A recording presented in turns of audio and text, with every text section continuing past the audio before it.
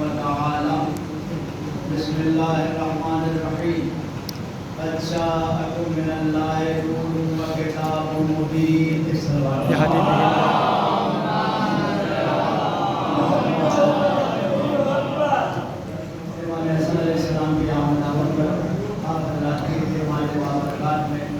بہت مبارکباد پیش کرتے ہوئے آپ کی وجہ سے اپنی طرف سے اپنے زمانے کے امام کی بارگاہ میں عرض تبلیغ و عرض مبارکباد پیش کرتا ہوں. سلوات بھیجا.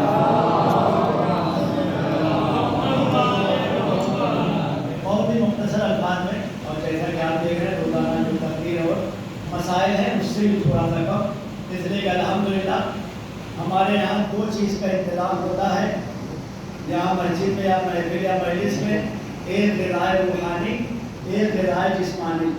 الحمدللہ 4 بجے صبح سے غذائے روحانی لے رہے ہیں آپ روزہ رکھتے ہوئے، پھر نماز عبادت اور محفل، اب غذائے جسمانی کا وقت ہے. صلوات بھیجیں.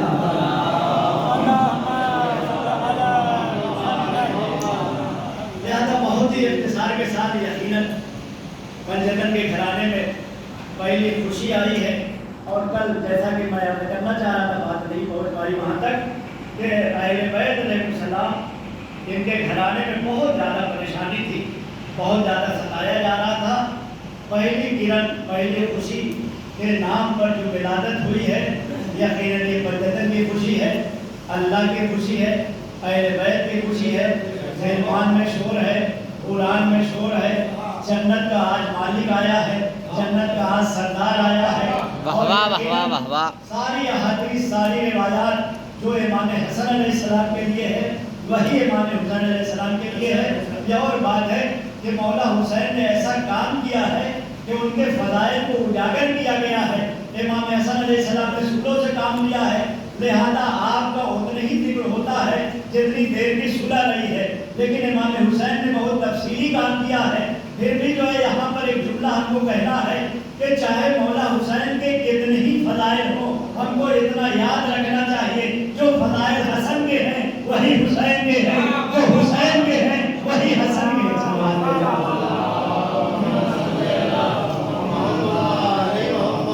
اس لیے کہ حسن یعنی خوبصورت اور حسین یعنی چھوٹا حسن.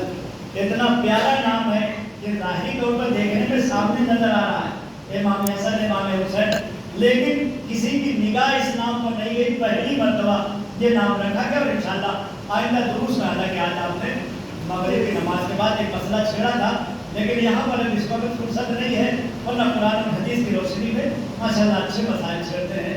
وزیر اعلیٰ صاحب آج بھی ایک مسئلہ پوچھ رہے تھے، حالانکہ صرف میں جواب دینے چلوں تو 20 منٹ اسی میں نکل جائے گا. انشاءاللہ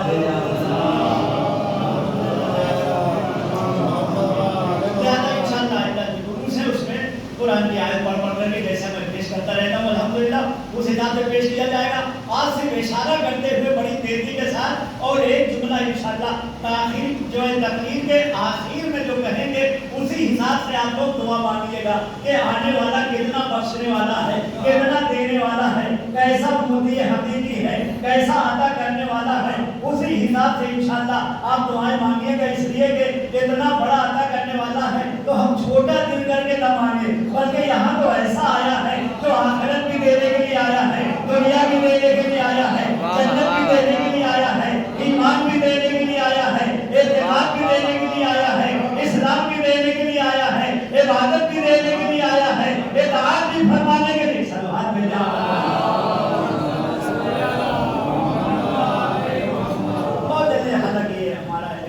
یقیناً ایسا امام ہے. مولا حسین کے لیے تقریباً ہفتے 10 دن تک لگاتار محفل ہوتی ہے، مولا علی کے لیے تو پورا مہینہ، لیکن اس امام کے لیے صرف ایک ہی دن معین کیا. پوری دنیا میں ذکر ہو رہا ہے الحمدللہ. جودھپور میں ہمارے گھر پر بھی بہت بڑا جشن ہو رہا ہے جگہ جگہ، لیکن مظلومیت یہ ہے کہ آپ کے لیے ایک ہی دن معین ہے.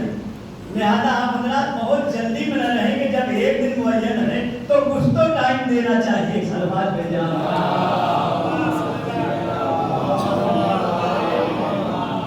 فضائل وہی ہے جو امام حسین کے، مناقب وہی ہے جو امام حسین کے ہیں. اور چونکہ جیسے ولادت ہے، ولادت کا موقع ہے، تاریخ ہے، لہذا حدیث کے تحت ایک جملے کی طرف اشارہ کرتے حدیث بھی ہو جائے اور ادخال السرور بھی ہو جائے. کیونکہ حدیث میں ادخال السرور فی قلب المؤمن فہو عبادہ، کسی بندے مومن کے دل میں مسرت و سرور داخل کر دینا یہ بھی عبادت ہے۔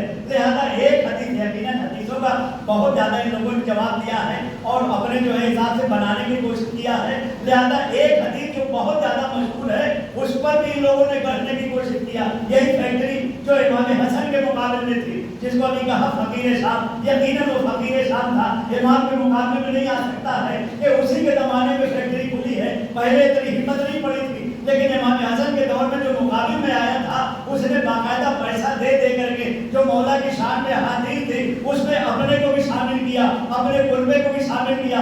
لہذا ایک حدیث جو امام حسن کے لیے بہت مشہور ہے اس میں ہے ان الحسن والحسین سیدا شباب اہل الجنہ، یقیناً حسن اور حسین جوانان جنت کے سردار ہیں۔ دیکھا کہ ان کی کوئی فضیلت نہیں ملی تو فوراً کہہ دیا ان فلان و فلان کہول الجنہ، یقیناً فلان صاحب اور فلان صاحب جنت کے بوڑھوں کے سردار ہیں۔ ایک سلوات میں جہاں بدلا جملہ مسکرانے کا بھی ہے اور سمجھنے کا بھی ہے کہ کہاں سے لے کے، حالانکہ یہ جو انہوں نے گڑھا ہے یہ کس سے خلاف ہے؟ قرآن سے بھی خلاف ہے اور حدیث کے بھی خلاف ہے، اس لیے کہ حدیث میں اور یہ حدیث سبھی نے مانا، ہمارے برادران اہل سنت نے بھی مانا ہے، ہمارے پاس بھی ہے کہ رسول اللہ کے سامنے گڑیا آئی بہت زیادہ ضعیفت، لیکن مومنہ عبادت گزار ہے، اپنی عبادت کو دیکھتے ہوئے، اطاعت کو دیکھتے ہوئے کہا حضور کیا میں بھی جنت میں جاؤں گی؟ میں بہت ضعیفہ ہوں۔ حضور نے غور سے دیکھا، کہا نہیں بڑھیا جنت میں نہیں جائے گی، یہ نہیں کہا کہ تم نہیں جاؤ گے، کہا بڑھیا اور جو ضعیفہ جنت میں نہیں جائے گی، جو بوڑھے وہ جنت میں نہیں جائیں گے۔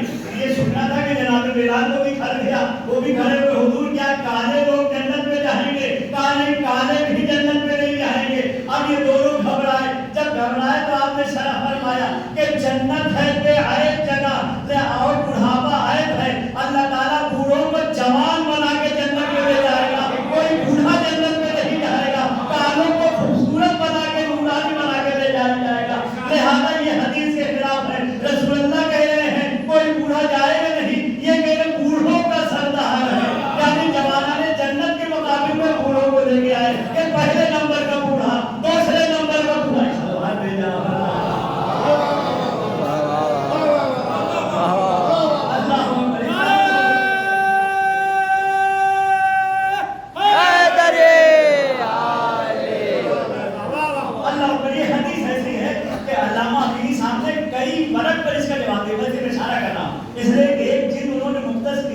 صاحب الرغیب میں سے بھی جوابات کے لیے کہ کیسے کہ ان کے لیے کہا گیا کہ شہزادی اور مولا کائنات پنجتن جنت کے نور ہیں، تو فوراً ایک حدیث گڑھی گئی اور حدیث کو گڑھ کے لائے کہ اگر یہ لوگ نور ہیں تو فلا فلا جو ہے چراغ جنت ہے۔ آپ نے کہہ تو دیا چراغ جنت ہے، لیکن قرآن کی آیت نہیں پڑھی، قرآن کی آیت میں ہے کہ جنت میں اتنا زیادہ پنجتن کا نور ہوگا کہ جہاں نہ سورج کی روشنی کام آئے گی نہ چاند کی روشنی کام آئے گی، لا زمہریرہ لا شمس ولا زمہریرہ، نہ سورج کا کام ہے نہ چاند کا کام، جہاں سورج و چاند جو ناکام ہو وہاں ٹمٹماتے ہوئے چراغ کی کیا ضرورت ہے کہ ان کو بھی چراغ بنا دیا، ان کو بھی چراغ بنا دیا۔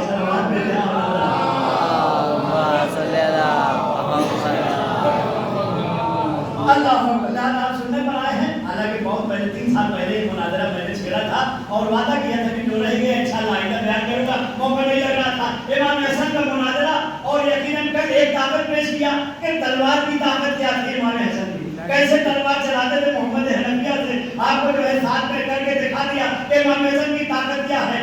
آج یہ دکھائیں گے کہ امام حسن کا جگر کتنا مضبوط ہے، دل کتنا مضبوط ہے۔ امام وہ ہوتا ہے کہ جو کسی سے ملوم نہیں ہوتا ہے، کسی سے ڈرنے والا نہیں ہوتا ہے، لہذا ایک جگہ جو ہے ملون میں نام نہیں لینا ہے، شام میں میٹنگ کیا اور میٹنگ میں ایسے ایسے عیاش کو بلایا، ایسے ایسے بدماش کو بلایا، ایسے ایسے عواش کو بلایا، اس کے دربار کے ہیں یہ فقیر شام نے جمع کر رکھا تھا کہ نہ جانے کیسے کیسے جو ہے وہاں پر جمع تھے۔ لہذا کہا کہ جیسے ہی آئے تم سب لوگ مل کے کہنے لگنا تمہارا باپ تو ابو تراب تھا، یعنی مٹی میں بیٹھنے والا تھا، بوریاں میں بیٹھنے والا تھا، پھٹے پرانے پہنتا تھا، میری جائیداد یہ ہے، میری زمین یہ ہے اور میں ملیاردر ہوں، میرے پیسہ اتنا ہے، میری دولت ہے، سب ایک طرف سے کہنے لگنا تو یہ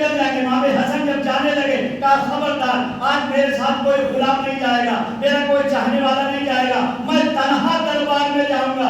شام کا سفر کیا، تنہا گئے، 1000 اس کے چاہنے والے ننگی تلوار لے کے کھڑے ہوئے گویا، بیچ میں ملعون بیٹھا ہوا ہے اور اطراف میں اس کے چاہنے والے بیٹھے ہوئے ہیں کہ جب آئیں گے تو ہم ایسا ایسا کہیں گے۔ حالانکہ جیسے ہی امام آنے لگے، اپنے بغل میں جو بیٹھا تھا عملیات، اس سے آنکھوں کے اشارے سے جو ملعون نے کہا کہ میں جانتا ہوں کہ امام کون ہوتا ہے، لہذا خبردار ان کے سامنے زبان نہ چلانا، ورنہ جو حسن کہہ دیں گے وہ صحیح ہوگا۔ اس نے ڈر کے ماری یہ جملہ کا مناظرہ کا ہے، لہذا میں درمیان سے اپنے بڑے علماء نے پیش کیا ہے۔ جیسے ہی امام حسن علیہ السلام پہنچے، فوراً جو ہے لوگ شروع ہو گئے، کوئی داہنی طرف سے بولا، کوئی بائیں طرف سے بولا، امام سنتے رہے۔ امام نے آخر میں کہا کہ تم بہت زیادہ فخر فروشی کر رہے ہو کہ میرے دولت ہے، میرے جائیداد ہے، میرے یہ ہے وہ ہے، میں یہ کہوں گا۔ اس کے بعد امیر کی طرف اشارہ کیا جو فقیر شام ہے، کہا کہ انہوں نے اپنی دولت کے بارے میں بتایا، میں منبر پر کھڑا ہوں، آ کر کے جتنے تیرے چاہنے والے ہیں اپنے اصلی باپ کا نام بتا دیں۔ میں تو وہ ہوں کہ اپنا نام نہیں بتاؤں گا، اپنے باپ کا نام بتاؤں گا، جناب آدم تک میں سجدہ پیش کروں گا۔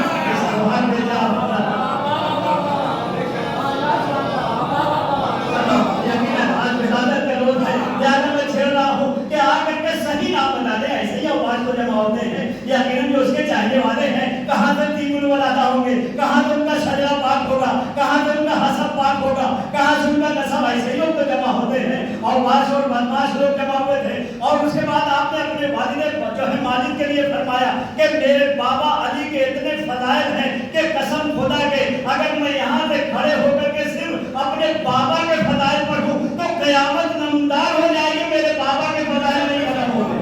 اللہ اکبر۔ اس کے بعد اپنا اختیار دکھایا، یہ ساری باتیں، حالانکہ وہ ملعون آنکھ سے اشارہ کر رہا تھا کہ میں نے منع کیا تھا نا کہ دیکھو کوئی بولنا مت، اس لیے کہ جو اتنا سمجھانے کے بعد بھی ایک چاہنے والا وزیر کھڑا ہو گیا جس کو اس نے وزیر اس کا نام دیا جا سکتا ہے، عملیات، اور کھڑے ہو کر کے اس نے کچھ بکواس کرنا چاہا۔ ابھی جیسے ہی زبان کھولا تھا کہ امام نے ڈانٹ کے فرمایا اس کو خاموش ہو جا، بیٹھ جا، تو ایسا ہے کہ جب پیدا ہوا تو تیرے لیے 4 لوگ لڑ رہے تھے، جو جیت گیا اسی میں تو بیٹا قرار پا گیا، تو میرے سامنے بولنے کے لیے سلوات دے جا۔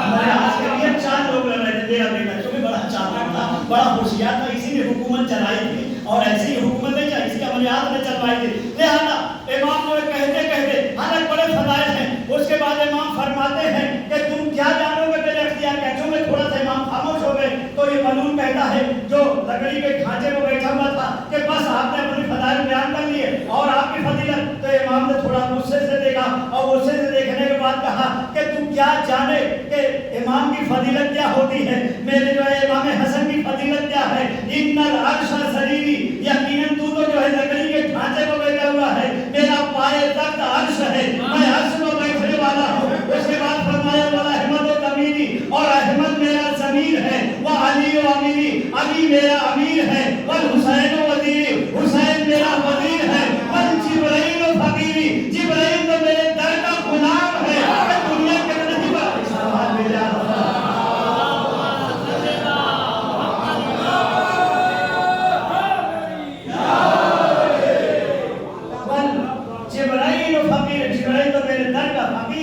اور میں چاہوں تو شام کو عراق بنا دوں، عراق کو شام بنا دوں، اور میں چاہوں تو مغرب کو مشرق میں پلٹ دوں اور مشرق کو مغرب میں پلٹ دوں۔ اتنے زیادہ جوش میں امام تقریر کر رہے تھے کہ ایک ملعون پھر کھڑا ہو گیا خوش کرنے کے لیے اور کہا کہ یقیناً آپ اپنے قد سے بڑی بات کر رہے ہیں، آپ کا اتنا اختیار ہے کہ آپ آسمان کو زمین بنا دیں اور زمین کو آسمان بنا دیں اور مغرب کو مشرق بنا دیں اور مشرق کو مغرب بنا دیں۔ ابھی یہ جملہ وہ کہہ رہا تھا کہ ایک مرتبہ امام نے ترچھی نگاہ سے دیکھا اور دیکھنے کے بعد فرمایا اما تستحی، کیا تجھے شرم نہیں محسوس ہو رہی ہے کہ تم مردوں کے درمیان عورت بن کر کے بیٹھی ہے؟ اب اس نے جو غور سے دیکھا تو عورت میں تبدیل ہو چکی تھی، اس کا نشیب فراہم میں بدل گیا، اس کا فریق مراد میں نشیب میں بدل گیا۔ ایک مرتبہ امام نے یہ کہا جاؤ گھر پر جو تمہاری عورت ہے وہ تمہارا شوہر بن چکا ہے اور تمہارے جو بچے ہیں وہ سارے کے سارے خنثی ہو چکے۔ سلوات بھیجیں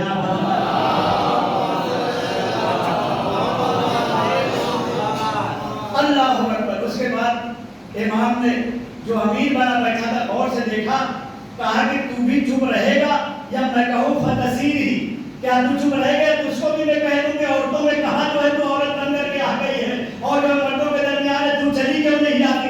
एक मर्द और डर गया, कांपने लगा। जब कांपने लगा तो एक इसका चाहने वाला था जो खानदानी दुश्मन है, जिसका नाम मरवान बिन हकम है, और जबरदस्त दुश्मन था मौलाए कायनात का। मौलाए कायनात से भी कई दफा इसकी लड़ाई हुई, इमाम हसन से भी हुई। लिहाजा ये जो है खड़ा हो जाता है और खड़े होने के बाद उसकी तारीफ करता है कि वाले तेरा अखलाक, ऐ अमीर शाम मैंने देखा कि आज तेरा अखलाक क्या है कि जो है हसन ने इतना सब कुछ कह दिया और तू जो खामोश है, तेरी जगह पर मैं रहता तो अभी इसका सर कलम कर देता।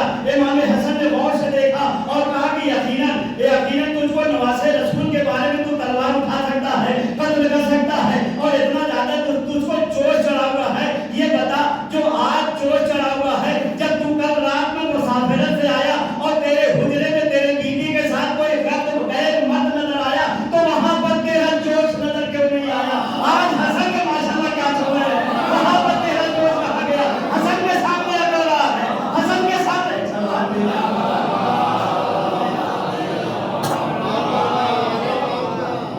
अल्लाहु अकबर। यकीनन जैसा कि वादा किया था, और हमारे पास 3 ही मिनट बचा है, और यकीनन इसी में एक जुमला और अर्ज करेंगे कि इमाम हसन की ऐसी विलादत है, इतना अता करने वाले हैं कि आप इसी से अंदाजा लगा लें क्या मांगना चाहेंगे। क्योंकि इसने कहा था कि हम अपनी उबूहत और शान को दिखाने के लिए ये भी करेंगे कि जितने मेरे दरबार में बैठे हुए हैं सबको तोहफे तोहफे देंगे, और जितना बांटेंगे उतना कम अज कम इमाम हसन को देंगे दिखाने के लिए कि मेरे पास इतना है। लिहाजा लोग आते रहे, दिरहम और दीनार लाते रहे, और वो बांटता रहा कि 500 दिरहम इनको, 1000 दिरहम इनको, 500 दिनार इनको, सबको देते देते उतनी ही जमा कर लिया अपने सामने।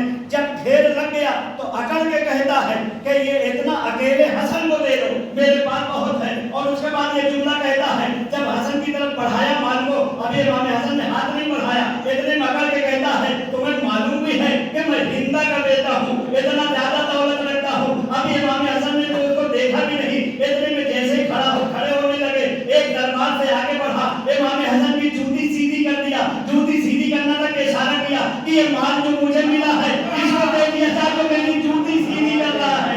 अल्लाह पर घबरा के रह गया कि एक जूती सीधी करने वाले के लिए इतना दे दिया। तो इमाम हसन ने जैसे ही दिया उसने अपने कब्जे में लिया, कहा मुझे मालूम नहीं मैं फातिमा के बेटा, मुझे इतनी बात दिया है, फातिमा की औलाद इसे अल्लाह पर यही मिलादत के मौके पर मैं कहूँगा मौला कि जो आपकी अदना सी नौकरी कर दे, इतना अदा कर दे, तो ये जश्न करने वाले, ये खुशी मनाने वाले, ये नारा लगाने वाले, ये अशआर पढ़ने वाले